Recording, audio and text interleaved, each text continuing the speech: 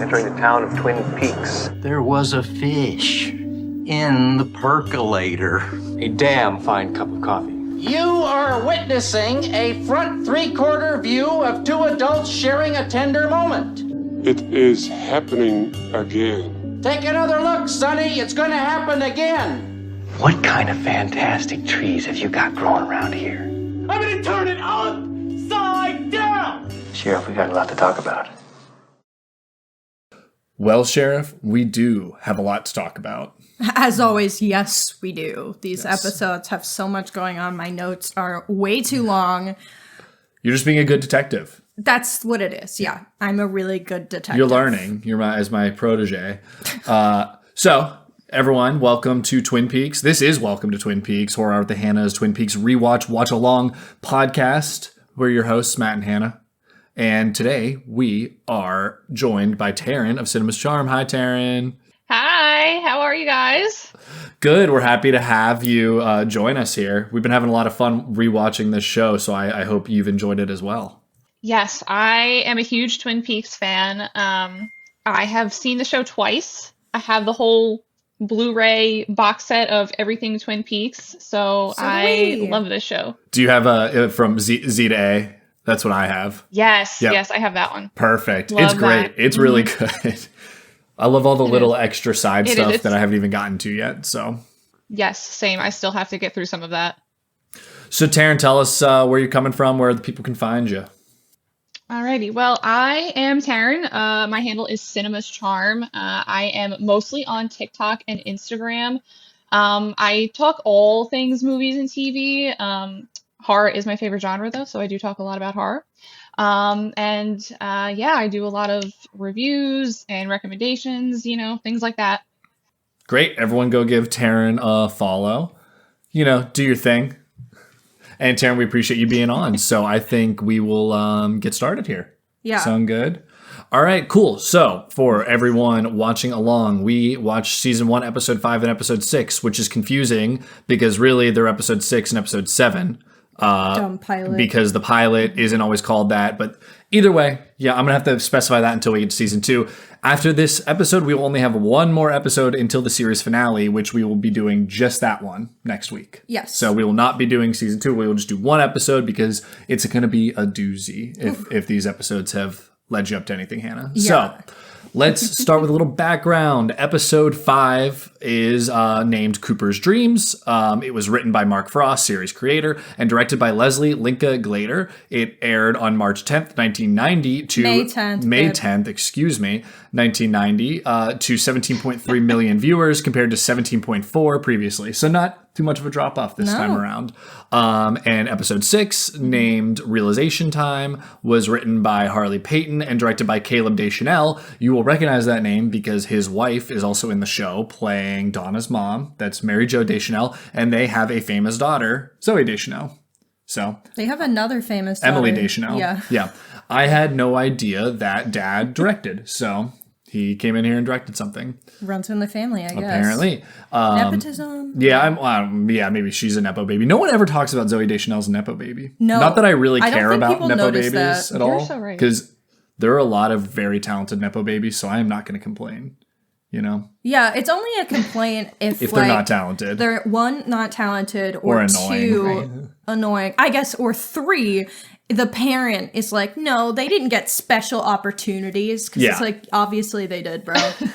But whatever.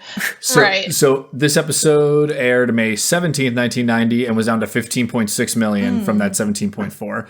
This thing's all over the place. It was still doing pretty good in the slot, though, in season 1, like percentage viewed. Okay. So anyway, some quick facts. I don't have too many, but it is fun. Every episode has, when I go and read about the specific episodes, has the directors or the writer from that specific one talking about the show. I like that. So for episode 5, the director Glatter said that Kyle MacLachlan was so serious in his funny moments and his serious moments that the crew struggled to get through takes because they would all start laughing at his deliveries. That makes a lot of sense to me. I mean, I laugh every time that man talks. So. He's so good. And his delivery is unbelievable throughout. So agreed. It's incredible, like how he plays really funny moments so seriously. So I'm not surprised. I would also struggle working on this crew or being in a scene with him. Yeah. There's a reason Lynch liked to work with him. For sure. Like, I will just say it is funny. Like Lynch very clearly saw things in actors that other directors didn't and was able to pull the most out of them. I think that's clear because like actors like Kyle MacLachlan had like nothing much going on except for Lynch movies. I mean, now he's in like the Fallout show.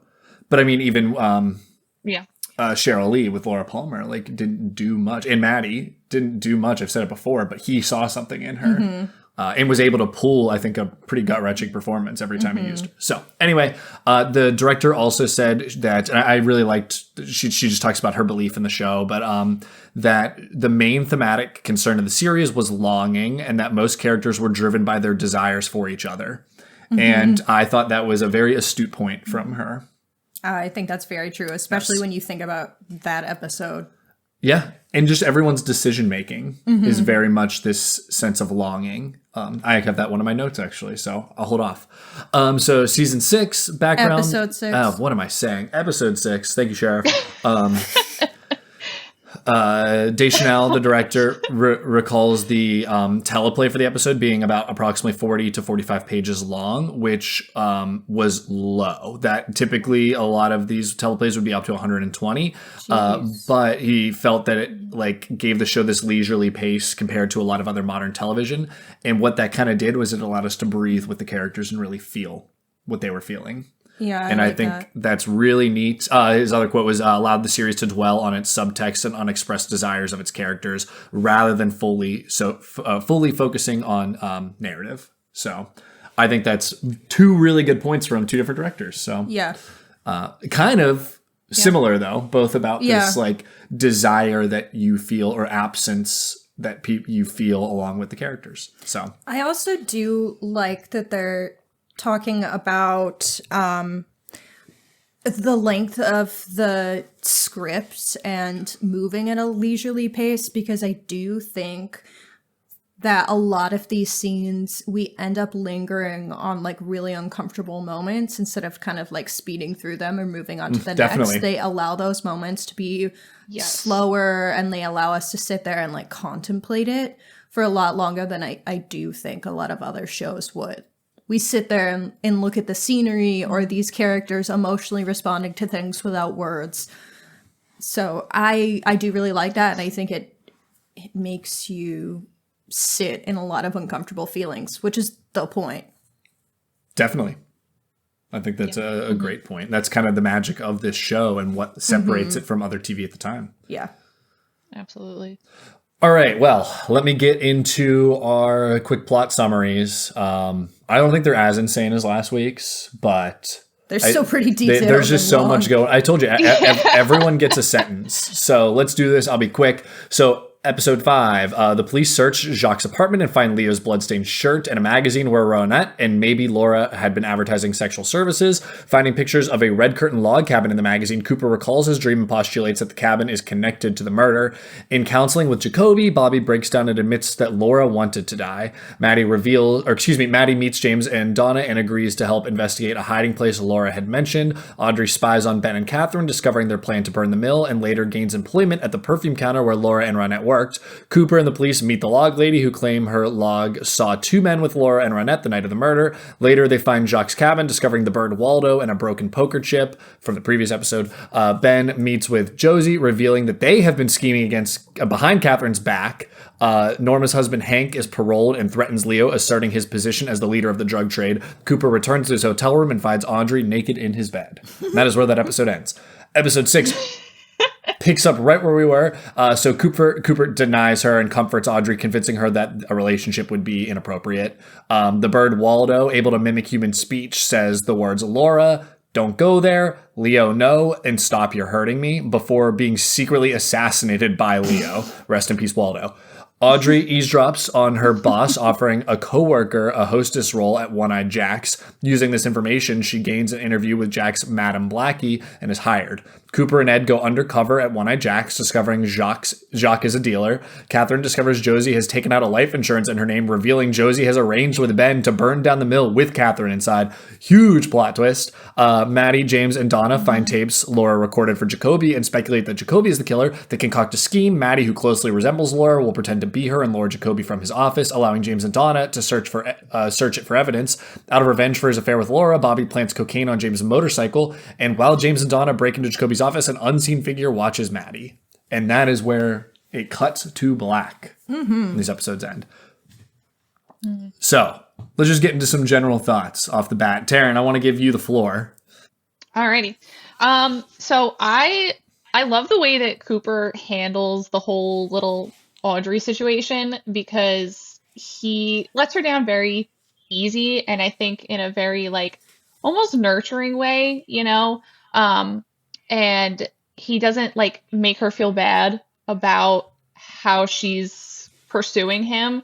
And on my second rewatch of this, I don't know, that just really stood out to me. I like the way that he kind of treats her like an adult, but also lets her know, like, you're not actually an adult. Like, you can't be doing this, you know? Yeah, I feel like it really just shows his integrity as a person and like his moral compass as a person, because she obviously is super beautiful and hot.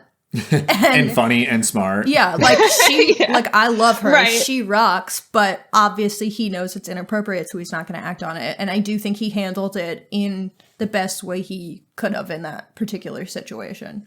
It definitely goes to show that he is a genuinely good person.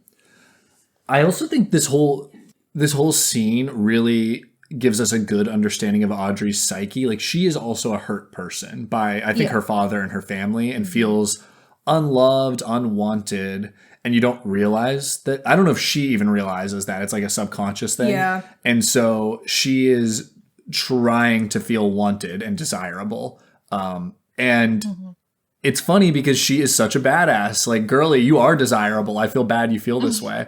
Like, everything she does is so incredible and smart in these. She's so compelling in this this first season. So, and also I really love her weaponizing her, what was probably previously a flaw. She's very clearly a girl that got whatever she wanted and learned how to weaponize herself to get whatever she wanted from her parents. Although clearly it never got her the attention she wanted. Yeah.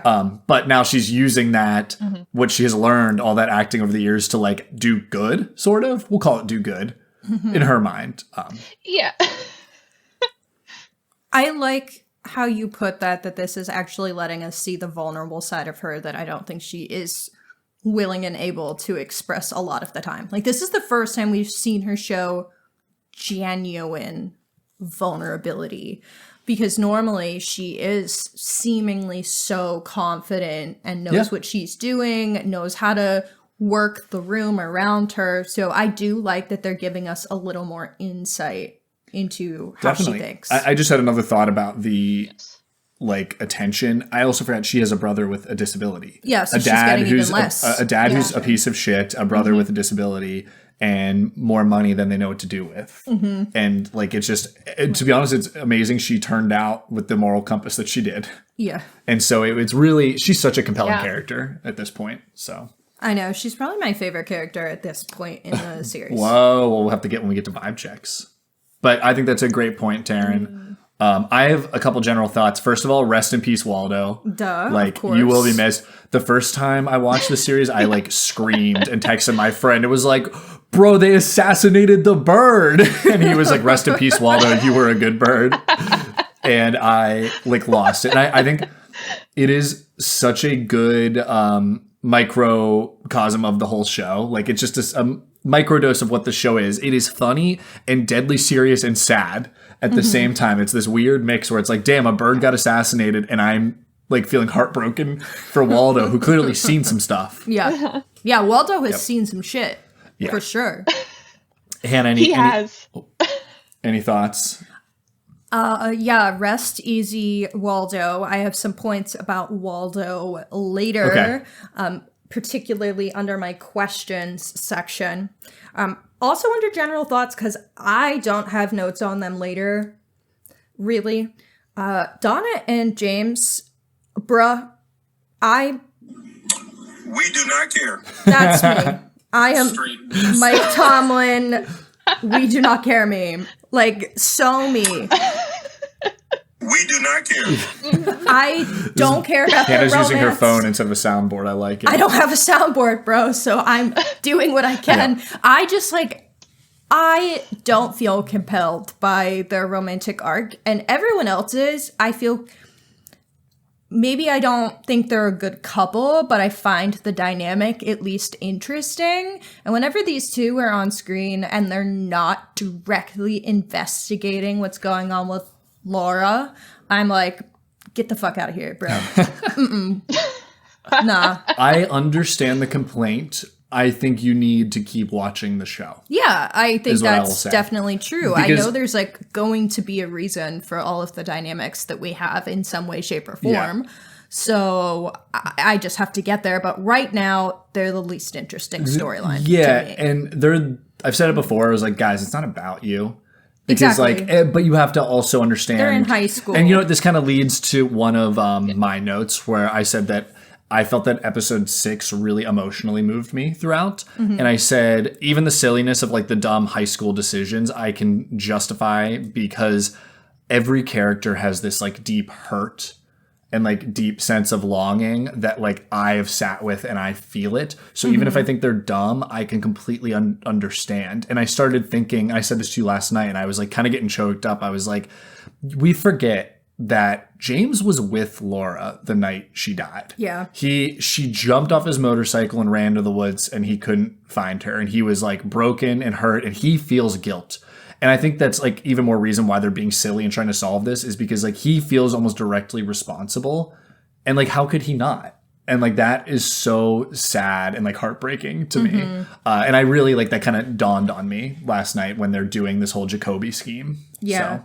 It is very tragic. I feel the same, obviously, when I see Bobby. And I've made it clear, like, at first I was like, Bobby, fuck off. And now I'm kind of like, all right, Bobby, I kind of like you now because you can see how the hurt that he's experienced and the trauma that he's experienced have contributed to how he's behaving now. And I just find him interesting. That's the He's magic. an interesting dude, that Bobby. A few other points that I had is where the fuck are Bob and One-Armed Mike? Because they were such a focus and they weren't here in these 2 episodes. And I'm so confused and intrigued by them. You got to remember that's how they got to the bird lead. I know. That's it for now. Yeah. Okay.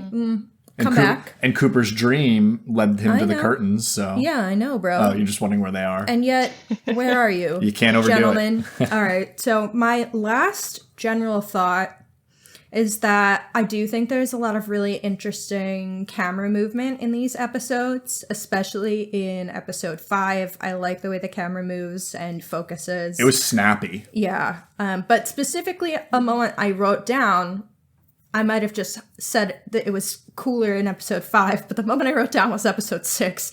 There was a particular zoom in on Leland entering a scene, and the sound design, the way that worked with the camera movement, it played this like really uncomfortable sound that was, it just like added to the fact that he's already been unsettling. Whenever he's on screen, he's doing something uncomfortable or unsettling.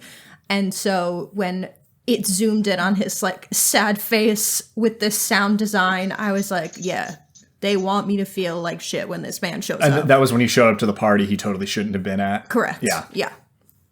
Taryn, any other general thoughts on these two, or do you want to we can get into our little sections? No, let's go on. All right, Let's keep going. Let's do it. All right. So we have to get to Special Agent Cooper on the case. So our first time viewer needs to list a couple moments that you think are going to matter later. Okay. Which you probably have how many at this point? Yeah, obviously, I think there's a ton. And so some of them I always just kind of leave for the questions we're carrying forward. So for now, the 3 moments that I'm listing as moments that will matter later is for forensics confirmed that Laura, Renette, and Leo were at Jacques' place, and along with the letters and the sexual services. So I think obviously that is going to play a role in what's coming next and kind of figuring out those pieces. Also, the log lady said she saw 2 girls with 2 men. Yeah, I didn't even, I wrote down her quote because she said 2 men and 2 girls were by the woods over the ridge. Later, footsteps of 1 man passing by and screaming, and then 1 voice, a girl. So, yeah, like, what does that mean? I don't know. But that's all connected, so I'm interested to see what comes of that. Also, the missing tape from Jacoby. Laura's, the tape for Jacoby and what's on it. Obviously, that's going to play a part. That's kind of where we're ending with the kids investigating that. And then finally, when Bobby was talking about Laura to Jacoby, he said a lot of very interesting things about, I guess, like her character and how she was behaving towards the end. She said people tried to be good, but they were really sick and rotten. And then how, like, every time she tried to be good or do something good for the world, she felt like something worse would happen. And so I find just that general sentiment really interesting. And I am really intrigued to see how that characterization of Laura and her behavior continues throughout the show and what that means overall thematically. I think those are all great points. I don't want to say anything more, but I will say the point about Laura being like dragged back down does break my heart. Yeah, that was really sad. I see a lot of people say this, really is. and I so agree. Like, Laura Palmer is one of the most complex and compelling characters ever written, and it's amazing how she's not even in the show at this point. Yeah. Like, and everything I'm learning about her outside is still just so compelling and interesting and devastating. So, yeah, I love it. Yes. Cool. All right, let's get to some character vibe checks then. How we feeling this week? Now, actually, Taryn, I'll go to you. What are the vibes like for some of these characters right now? I mean, okay, well, obviously, I always have a good vibe with Agent Cooper. Oh, obviously. duh. Yeah. Like, always, no matter what, he's amazing. I would say, like, Audrey at this point in the show, her vibe is going up for me, like, you know, because she is trying to, like, actually help out. So I would say like an 8 for her. I think that's valid, but I did put her at 10 out of 10. She is that bitch. But I think an 8 is valid. She's amazing. Yeah, I love her. She really is. She is a baddie. Like, there's no question about it.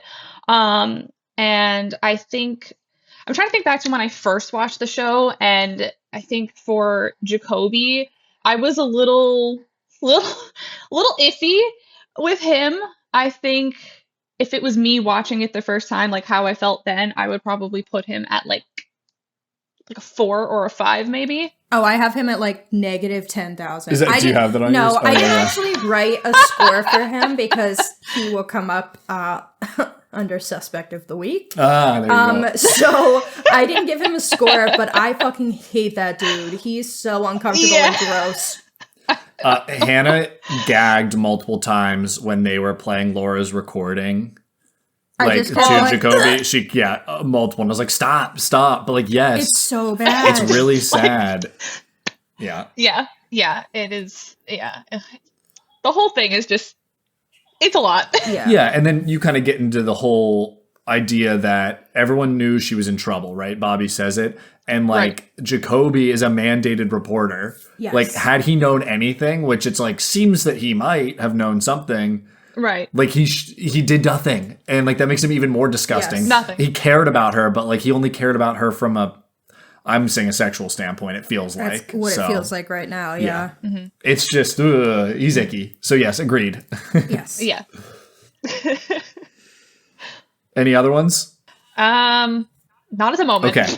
All right, can I do mine, Hannah? Yeah, go ahead. All right, so I'm giving Big Ed my 9 out of 10. I had to drop him from a 10 because he hurt Norma's feelings in this episode. Because she was like, "Why are you waiting for me to leave my husband?" And he's being soft. He's like, "Nadine's sick." And listen, I get it, buddy, but like, stop leading your wife on. I understand she's not well, but like, that storyline is really it hurts, right? tough because, I mean, it is very sad. His wife, he's correct. She is not well. But it's also this tough question of like, how much of your life can you live for other people to protect them versus have happiness yourself? But the issue and that's both there, Big Ed and Norma. I was going to say the issue here is I do feel like if he did end things with his wife, I don't know if Norma's ready for that either, because her husband just got out of jail, and I think that's a really uncomfortable, iffy situation. Definitely.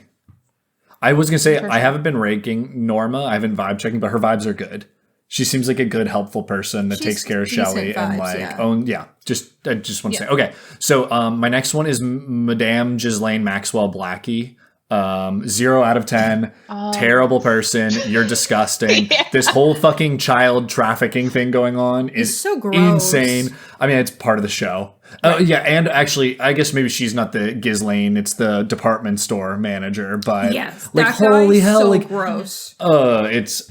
I mean, this whole Epstein Island of like One-Eyed Jacks is just insane. And like on first watching, you're like, oh, this is like silly, like, oh, okay, the casino, the brothel, and then like you really are sitting with it and it's like, oh my god, like they are bringing high school girls to the perfume counter. That guy is then convincing them that they're really talented and need to go work. They're bringing them to the club, and then Blackie is turning them into prostitutes. It's really horrifying. So Blackie 0 out of 10, and then I have Josie at a 5 out of 10 because what the fuck, girl?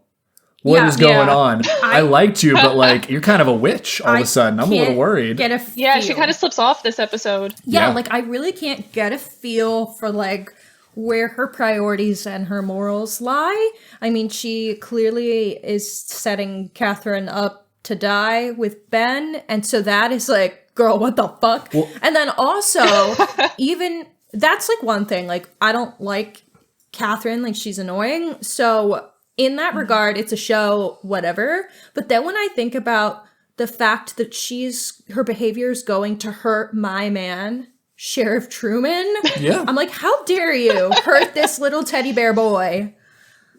That's where I'm really offended.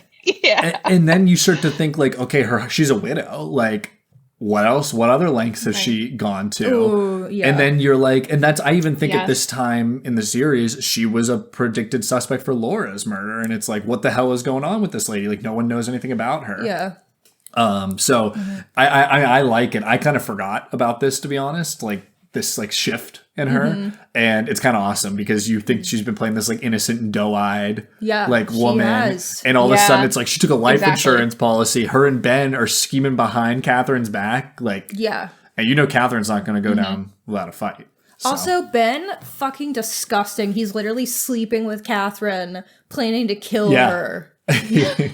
Aren't the characters in the show amazing? Like, there's so all of them so have gross, so much grossness and insane stuff. They're all so compelling. Like, yes. So that's my vibes. Hannah, hit us with some vibes. Okay. So I already said Audrey 10 out of 10. She is that bitch. I said that last week. You did say that last week. And she became even more of that bitch this week. Yes, totally. Hank, I'm going to give a 0 out of 10. Hold up. Last episode, you're like, what's wrong with Hank? He seems fine. And then I was like, I just kept my mouth shut. Well, I didn't say he seemed fine. I just said we didn't have much on him yet. Like, there wasn't enough to make an opinion about him yet.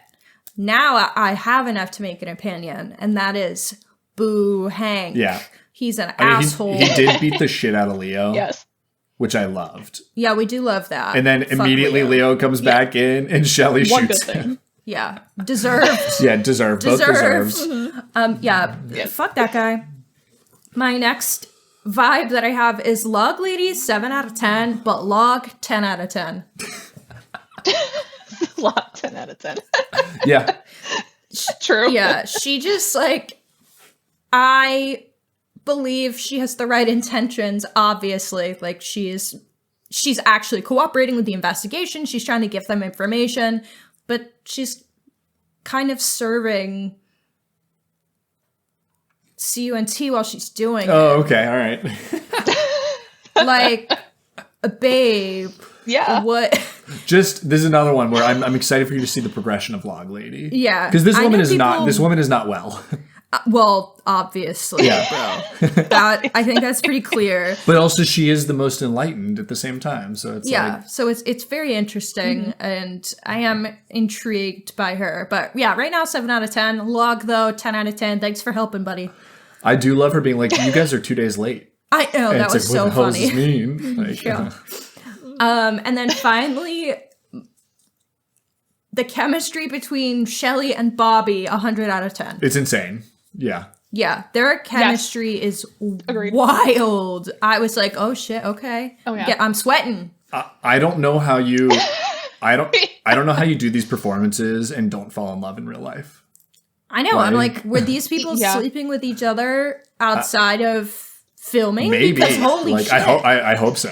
Yeah, I hope for their sake. Possibly, like, And if they didn't like each other very much, I don't know how they're doing this. Yeah. Like, how? Ooh. Right? One of the greatest like It's insane. on-screen chemistries I've seen. I think. Yeah, it's crazy. It also helps that she is one of the most beautiful people I've ever seen in my life. So, you're like, not only do they have great chemistry, but she's stunning to look at. So every time they're macking on each other, I'm like, do it again. Yeah. Claps, snaps from me. All right. Well, now that we're rolling right. off of vibes, Hannah, tell us, Sheriff, who are your suspects of the week? Okay, I have 3. So Leo has been on the suspect of the week list, obviously. I think it's too easy for it to be Leo, but the evidence keeps mounting, including the bird saying, "Stop it, Leo," and then him killing the bird. Also, Dr. Jacoby followed a man in a red Corvette. That was seemingly Leo's car. He knew her from the cocaine use. He's a shady motherfucker and clearly a violent person. But it is interesting that the blood on his shirt was not Laura's. So I'm interested as to where that will point. Yeah. But I do think he's too obvious. That's what I kind of worry everyone who has clues towards them. I'm like, too obvious, bro. But my next person I have listed is Dr. Jacoby because I hate that man. He's disgusting. The tapes, the locket, the general grossness, the not helping the police at all when he definitely knows intimate things about her that would definitely help the investigation. All of it. Just, that guy is heebie-jeebies. Heebie-jeebies from Dr. Jacoby. And finally, Jacques, her DNA's in his home. She was pecked by his bird. The one-eyed Jack's poker chips are found in his home and in her stomach. That's crazy. Obviously, there's other involvement that she has seemingly with Ben Horn's, the perfume counter, and we don't know if she worked at One-Eye Jack, so I know that could be explained otherwise. But the fact that they were found in his cabin isn't a good look, and we just don't have much on him. Like, he just kind of feels like a shady enigma right now. Yeah. So that is suspect, but almost feels too obvious as well. So we'll see. And I will say, like, we're not getting answers next episode. No, I know. Episode 6 has done a really good job culminating all of this information and leading us into what feels like will be a bombastic season finale. Yeah, I agree. Like, it's really a lot has happened, and I think it's cool. All that, like, Audrey's at One-Eye Jack's, Coop and Ed are at One-Eye Jack's. Yeah. We also now have Ben and Jerry are on their way to One-Eye Jack's. I'm so scared. Like, everyone's heading to the same direction for whatever this is about to be. So it's exciting. Yes. I also do want to comment. I have had Ben Horn listed on my suspects list, mostly because I hate that guy. I don't think, as you should, that he is right. suspicious for murdering Laura in these sets of episodes. He's just suspicious for being every other crime and being a piece of shit. So yeah. Definitely. Still got my eyes on you, Ben. Agreed. Hate that man. All right, so now we are on Who Do You Trust With Your Coffee? So Taryn, let's hear it. Who we trusting this week with that nice piping hot cup of black coffee? I mean, can I say the log? I mean, like, this is Twin Peaks. Anything goes, right? Bro, I said the log. That was my answer. Oh my God, really? Yeah. I wrote Cooper, duh, and the log. Right. No, literally my exact thoughts. Like, obviously Cooper, we're all going to trust Cooper with absolutely anything, but like, I kind of trust the log too. Like, you know, he's chill. He's cool. Like, I love that you guys both said it. We'll take it. That's so funny. This, something I had in general notes I didn't bring up that I think this kind of plays into with the log is these last 2 episodes have really turned Twin Peaks, the town itself, into a character a little bit more. And I think the log is a example of that. And there is something amiss. Like, Twin Peaks as a town is not a correct place, is what I'm saying. It feels like it's on the border of being in the otherworldly. And I think we're really, obviously we know eventually it is, but like we're really starting to feel that, I would say, in this episode. And I think you both trusting the log is a great example of it. So... for me, you know, I'm trusting my coffee with Big Ed this week. That because tracks for you. His lies to Blackie were incredible. He'd be like, I own a gas station. I'm in oral surgery. And then, like, the pickup lines he uses. That was when crazy. she was like, oh, I've got a car with needing a root canal. And he says, well, something about, I hope something to your gums because I want to get under your hood or something was so crazy. And I was like, let's go. Ed, all right, who knew? Like, this dude is out here being part of the secret society, Bookhouse Boys. He just wants to help the town. He just seems like a good guy. He's taking care of his nephew who has an alcoholic mother and absentee father. Like, I don't know. Other than hurting Norma's feelings, Ed, you can have my coffee. Yeah, he seems like a good dude. Really, overall. he really does. Yeah. Through this whole time, he has just seemed like a stand-up, good community man. That's how I feel. I quite like Big Ed.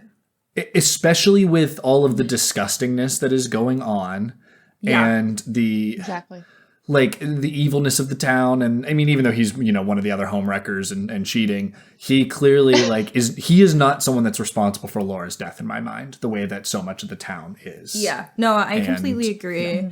I think there's only a few characters that don't have a flaw that makes me be like, nope, I don't like you that much. And Big Ed is one of the very few. It's like Big Ed, Truman, and Cooper, and the log. Not Andy. And Andy literally is bad at his job, but he seems like a sweet bean. Is he bad at his job? And Audrey is a bad bitch. And like everyone else, I'm like, you got something wrong with you, bro. A lot of them are... What about Lucy, though? Oh, I had Lucy as someone I would trust with my cup of coffee one of the previous episodes. So, no, Lucy is very interesting. The potential pregnancy something storyline with her on the phone with the doctor is interesting. Yeah. And not feeling well and like having to leave the day before. I'm like, okay, girl, who's the baby daddy? So I'm interested in what's going on there. But yeah, no, she's not a problem either. You're right. I think it's an interesting point you make about everyone else has these flaws. It is that longing, though. It's that, like, hurt. Not all of them. Some of them are awful people, but there is a level of, like, so many people just are feeling this. And that's another thing I think that's the magic of the show is it really shows a community grieving. And I think that's cool. Okay, so let's get to our next section, which is our cherry pie moments versus our Black Lodge moments. So for folks at home, our cherry pie moment is our coziest moment, and our Black Lodge moment is our most unsettling moments. I have 2 coziest moments. One is Truman picking up Cooper, or was it vice versa? Truman picks up, Cooper is lifted up by Truman. Yes. Yeah, you had it right. Yeah, that is I so also cozy. had that on my cozy I was moment. like, they're so cute. I think her so words precious. were, just kiss already, is what Hannah said. Oh, yeah, I did say that. I did say just kiss already, because their bromance is so cute, but I wouldn't be surprised if there are little romantic feelings there. I mean, boys. Ooh. Boys. So cute. My other moment was Cooper saying, every day, once a day, give yourself a present. It's like, you're so right, bestie. Could be a cat nap in your office. Treat yourself with kindness at least once a day. I think we all owe that to ourselves. 2 piping hot cups of black coffee. Yeah, that was so cute. So that is definitely a cherry pie moment for me. What about you, Taryn? Honestly, the same exact moments, because I love anything with Truman and Cooper. I was always kind of obsessed with their little romance, you know? I think they are just they're cute together. They just are. Like, I just love them. And the thing about Cooper saying, like, you know, every day give yourself a little present, I think about that all the time. It's like one of those quotes that I like will kind of randomly remember, like on a day-to-day basis, and be like, you know what, Coop? You are so right. I should do something nice for myself today. I was thinking that too. Like one of the times I was in therapy, like a while ago, at that point in time, I did not treat myself with kindness very much, and I was really bad at actually like practicing hobbies or self-care. And I literally had to set goals for myself to do at least one self-care activity per day. And I've realized that I have gotten so much better at doing that and treating myself with kindness in that way. And so when I heard Cooper say that, I was like, yes, King, you're so right. And I, like, 20-year-old me, 22-year-old me hearing that would have been like, oh, shit. Yeah. Agreed. Right. Like, you know what? He's like the little voice you kind of need in your head sometimes to remind you to be like, you know what? It's okay to treat yourself nicely. It's okay to, like, get yourself a little something. Like, you can be kind to yourself. That's okay. Yeah. I wanted to comment on their bromance because I want to understand why it's so magic and good. And I think it's that they both seem like they are good people who have the best intentions in mind. They both feel like very real people with their own flaws, and they're both good at their jobs. And in a world where I'm not very trusting of cops or FBI agents, to see 2 of them that like give a shit about their community and are good at what they do, it's competency porn, as a friend of ours said the other night. Yes, I completely agree. I also think that it would just not hit the same way if it were 2 women, right? Because we are very used to women being like nurturing, nurturing, having vulnerability. And so for 2 men to be vulnerable with each other is so special in media. Especially they don't know each other. And that's why there's this like brother in arms type of like they immediately like feel that towards each other. I don't know that they have the same mission of like protecting people. Yes. And I will say, like, that's part of why I really liked Sing Sing, for example, or Train Dreams, because it really is about male emotions and male vulnerability. And I think showing that in media,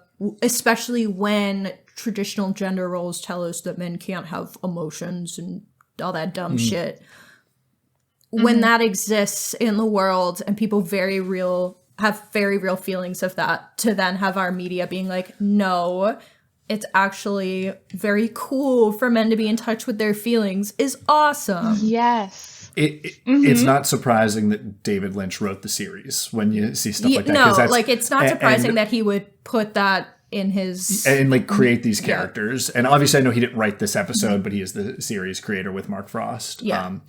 And I think it's ahead of its time. It's ahead of its time in so many ways, but that's another example of like positive male role models.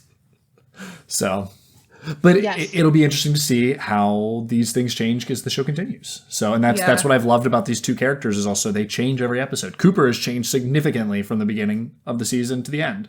So, I mean, my man is committing probably a federal crime right now, being over in Canada. Yeah, I'm like, bro, what the fuck? But you started off with such like, it seems like he started off with like very strict rules for himself and the investigation. Like, he seems like he kind of follows the same A to Z guidelines for everything up until coming to this town. And now I'm like, bro, you can't be gambling with that money. Well, it clearly has done that before. I know, that's so I'd like to funny. bring a 10 to 15% return on my investments. I know, but I'm like, bro, you can't be doing that. That's not smart. It's how his like moral compass has changed. And yeah, I do still feel like I'm a little suspect about it. I'm like, oh, dude, you can't be like crossing country borders as an FBI agent to do this. But also at the same time, he's like, this town needs this. This town needs this wall to be broken. And so that's it leaves us kind of feeling conflicted, but also like from a moral standpoint, we would do the same thing probably. Yeah, exactly. So at least I would like to think so. So, all right. Well, I don't need to, those are all my cherry pie moments. So how about I go into my Black Lodge moments? Yes. Actually, I fear we will have the same ones. There are just so many. So I'll be quick. I also have started doing one called Somewhere in Between because that's another magic part of this show is there's always something in between. And my something in between was all of James, Donna, and Maddie. I was like, I love what you guys are going for. And it hurts me so much. And what you're doing is bad, but I get it. And I understand you, but stop. And I don't know how to feel. And it's like, that was something that was making me really feel a lot of emotions while watching these 2 episodes. So, and it's this really cool mix. I don't know. I like it. But my Black Lodge is obviously the Leland dancing breakdown. That's my number 1. And everyone starts doing the cry dance. They all start doing the moves he's doing, which is just crying. Yeah. And I was like... continued... psychosis. Cry dancing moments. But yes, like he is overall not well. Every time this man hears music, he just erupts into dancing and tears. And crying. And I'm like... is this man under like a hypnosis that every time that music comes on, he cry dances? Like, what is with that? Why is this a pattern? I would love some answers. He is not coping. Yeah, he's just not coping. And it's very, very sad to see someone struggling that much, period. But especially like knowing he has lost his daughter. Like, that's just tough. But you're also kind of like, bro, you got to get it together before you come public. Like, my empathy is there, but my grace can only go so far when you continue to, like, hurt yourself like this. That's what is really tough, is that it keeps happening every episode. Like, when he showed up and was like, I just feel like I need something to occupy my mind, I was like, oh, poor baby. But then he shows up again, and then he's doing the cry dancing, and Ben's like, get him out of my life. And that's obviously very harsh. This is someone who was seemingly your friend and is going through a massive loss. So, like, you owe this person more empathy and sympathy. But at the same time, he's being a bit much. And it gets to the point of, like, I don't know how to tolerate this right now. Yeah. And as a viewer, I think that's the feeling you're supposed to feel. Because I'm also like, I can't look at this. Yeah. And it's like, I feel so bad for you. But, like, and I think that's a really great performance by, Ray Wise. He's very interesting to me because I struggle with, is his performance too hammy, like too soap opera-y sometimes? But then I've told myself, like, he is supposed to be making me uncomfortable. So if his heightened performance is serving that function, then the form is fine. I almost always have to come back to Toni Collette in Hereditary, where obviously her scream crying is a really good performance, but I am almost put off by it, and I'm supposed to be, you know? Yeah. I don't know, obviously it's not the exact same, but it is that weird mix of like what I'm looking at is so raw that my brain doesn't know how to comprehend it correctly because it's awkward and I want to look away. Yeah. So I think it's working for me personally. Yeah. Yeah. My other one was all of the department store recruiting. That's disgusting. Gross. And then the most haunting moment, I think, was the recording of Waldo repeating what he had heard. The Leo, no. And like, don't go there. Yeah. Hurting me. Stop. Laura, no. Oh, yeah. Laura. Yeah. And I was like, my insides hurt. Yes. And they feel tight. And that's awesome that this recording of a dumb little bird that has just been assassinated is doing this to me. I also had the bird moment. So you got 2 of my 3 that I wrote down, but I forgot to write down the department store. I completely agree. That scene of him and the other Yeah, worker. when Audrey's like eavesdropping on them, that scene is really tough because you know exactly what's going on. All right, Taryn, some Black Lodge moments. Agree with both of yours. Those were both big moments for me when I first watched this. The whole like department store thing, I remember feeling just so like icky and disgusted, and I'm pretty sure my jaw dropped actually like physically a little bit, and I kind of remember covering my mouth during that. But also just like everything at like the cabin, like finding like the poker chip and everything. Like I remember feeling like just like like oh my god, like it was just. I don't know. It's not, I don't even think it's the most unsettling in the whole episode, but I remember having kind of like a visceral reaction to that for some reason, where I was just like, okay, like this is like things are moving and I don't like it. Yup. Yeah, completely agree. I do think all of that is very unsettling. My last thing that I put is kind of a collection of specific quotes that relate to the relationship between Laura and Dr. Jacoby. For example, him saying to Bobby, "What happened the first time you and Laura made love?" Bro, out of nowhere, that is just so completely inappropriate and disgusting. Did you cry? That is just so disturbing coming from a professional because one, obviously he knows this from something Laura said, yep. And so that's completely inappropriate. Like, I know she's deceased, but confidentiality should still matter. And he's saying that to be manipulative towards Bobby, which is so gross from a mental health professional, obviously. Also, just him talking about Laura's sex life is really upsetting. Yeah. So that moment, and then Laura's tape to Jacoby talking about her secrets, and she says, "The naked ones. I know you like those, Doc." And that was one of my like gag moments. So all of those like Dr. Jacoby and sexual conversations with Laura give me the ick so bad. Like, I mean, it's more as than they the should. Ick. Like, that's like an ick is sometimes like this small thing that someone does. That is just so vile. It is. I can't even begin to process it. So that's definitely a Black Lodge moment from me, dog. Does it confuse you how people were upset with like Fire Walk with Me when they thought like, what happened to my cheery fun show? And I was like, were you guys just like not paying attention? Like, yeah, the show is cheery and fun. Right. And the subject matter is also horrific. Like, that's the whole point. Right. So I've never understood It's gut-wrenching. It's gut-wrenching. Yeah. And the point is he is giving it to you in a palatable way to then punch you in the gut. Like, and I feel like people maybe at the time missed that, which is why Fire Walk with Me got made and all that. But we'll get to that when we cover Fire Walk with Me. Yeah, I'm excited to cover that. I know it's a bit away. I do... Can't wait for you to see that. Yeah.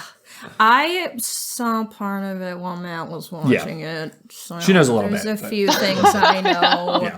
And I was also like playing on my computer during it, and I was probably like editing travel photos or something, but we had a neighbor that was supposed to come up to our apartment to grab something, and Matt had that movie on so loud, and it's so much screaming that she knocked on our door, and I didn't hear it. Over the and screams. so she texted me and she said, "The screams be screaming." And I was like, oh, I'm so sorry, bro.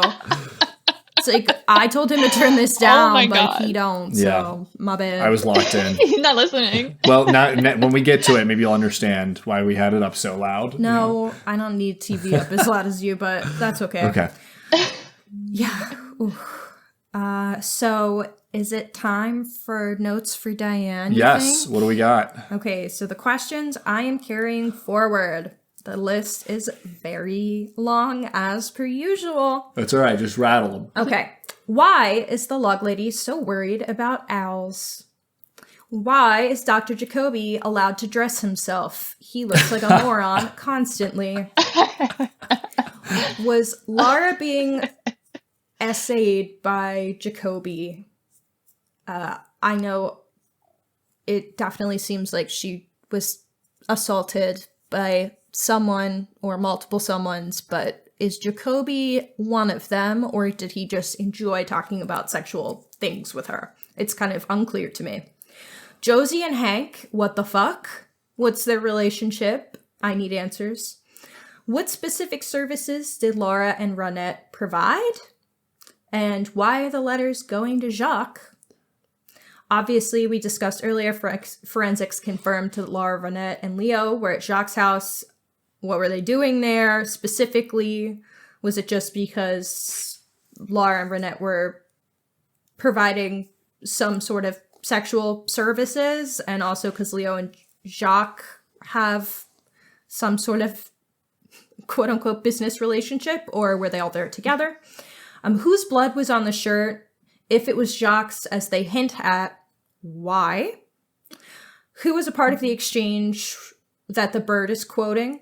Obviously, it seems like Laura and Leo, but that could be multiple different exchanges. Who's to say? And what's the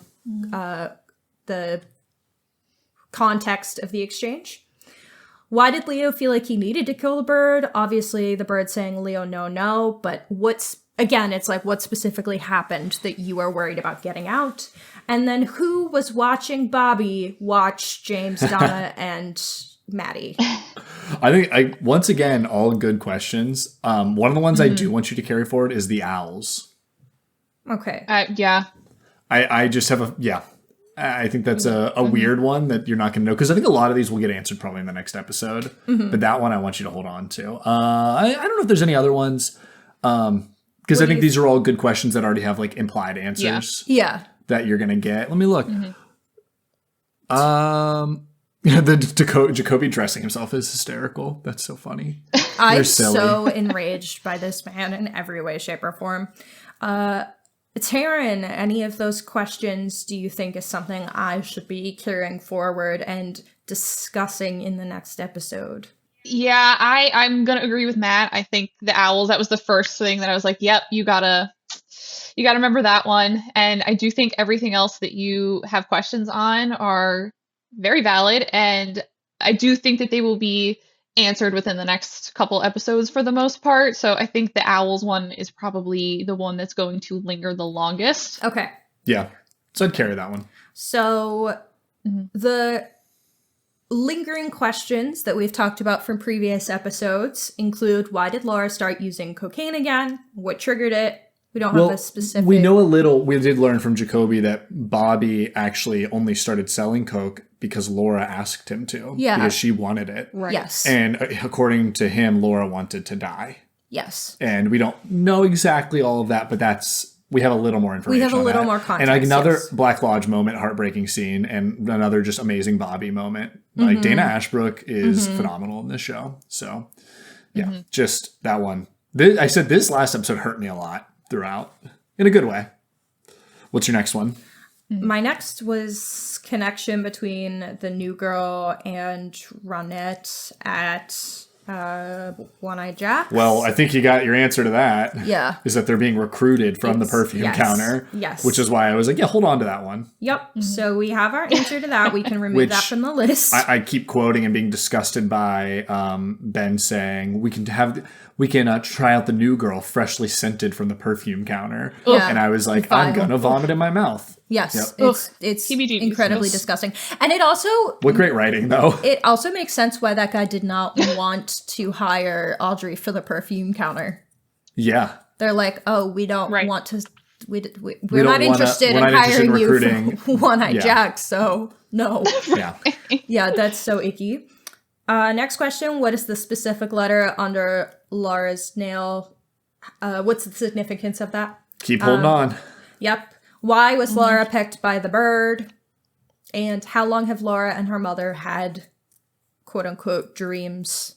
I still like all these questions. I think definitely these are all good. Adding the owls in there too. A lot of these are more of the psychological, that's not the word I'm looking for, dream type questions, which are the fun ones to hold on to, because I do think the procedural questions get answered as we move. Yeah. These are and some of these, we're gonna get to questions at some point that you are never gonna get a concrete answer to, and that's really fun. No, I mean, Lynch has said it how many times exactly. that it's like the answer is what you make of it. Yeah. So I'm excited. Yeah, that's true. Cool. All right. Well, let's rate these episodes.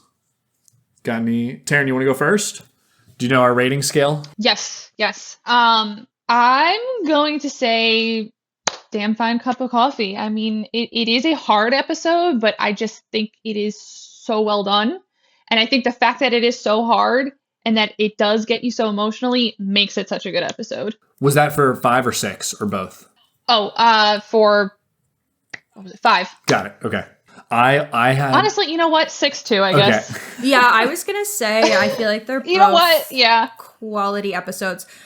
The only thing that makes me maybe want to lower 5 to just like fine cup of coffee, not damn fine cup of coffee, is I just find Donna and James so annoying. But that feels like such a stupid reason to lower my rating for an episode.